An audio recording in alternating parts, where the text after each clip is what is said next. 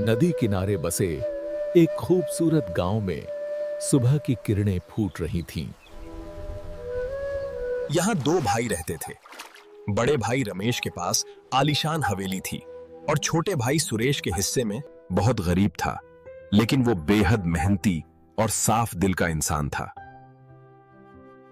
वो दिन रात अपने बड़े भाई के खेतों और मवेशियों की देखभाल में पसीना बहाता था, लेकिन रमेश के दिल में अपने छोटे भाई के लिए कोई प्यार नहीं था, सिर्फ घमंड था। अरे ओ सुरेश, क्या ऐसे काम करता है तू? मुफ्त की रोटियां तोड़ना बंद कर। रमेश की पत्नी बीना भी हमेशा सुरेश और उसके परिवार को ताने देती रहती थी। इसे खा, दरवाजे के बाहर का कीचड़ साफ करे। हमारे घर की इज्जत खराब कर रहा है ये भिखारी।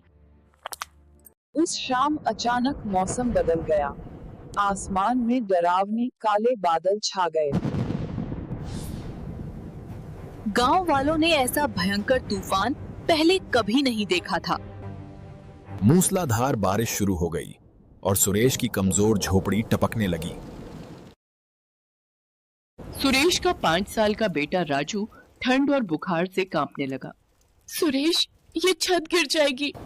घबराओ मत मीरा, मैं रमेश भैया से आज रात के लिए मदद मांगता हूँ।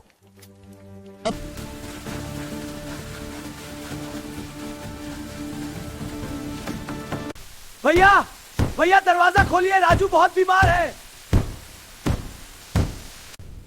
मेरा गोदाम मेरी फसल के लिए है, तुम जैसे भिखारियों के लिए नहीं। Get out! रमेश ने निर्दयता से अपने भाई के मुंह पर दरवाजा बंद कर दिया। उस भयंकर रात में सुरेश का परिवार पूरी तरह बेघर हो गया। उन्होंने एक पुराने पेड़ के नीचे आसरा लिया। सुरेश अपने परिवार को भूखा नहीं देख सकता था, इसलिए वह बारिश में ही खाना ढूंढने निकल पड़ा। जंगल में उसे एक बूढ़ी और बेसहारा औरत मिली जो ठंड और भूख से मर रही थी। बेटा, मेरी मदद कर दो। ये खा लीजिए माताजी, इससे आपको ताकत मिलेगी। वह बूढ़ी औरत कोई और नहीं बल्कि भेष बदलकर आई एक देवी थी। उसकी दया से खुश होकर फरिश्ते ने सुरेश की टूटी झोपड़ी को एक शानदार महल में बदल दिया।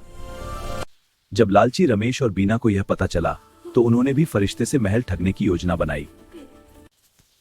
अगर हम उसे शाही दावत खिलाएंगे तो हमें सोने का महल मिलेगा। वे चांदी की टोकरी में शाही खाना लेकर उस बूढ़ी औरत के पास पहुंचे।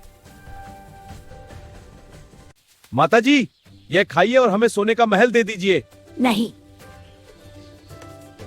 तुम दया करने नहीं, अपना लालच पूरा करने आए हो।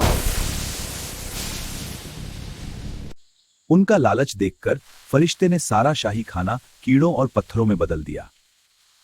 लालच ने उनके पास जो कुछ था वह भी मिट्टी में मिला दिया। बड़ा सुंदर महल झोपड़ी में बदल गया।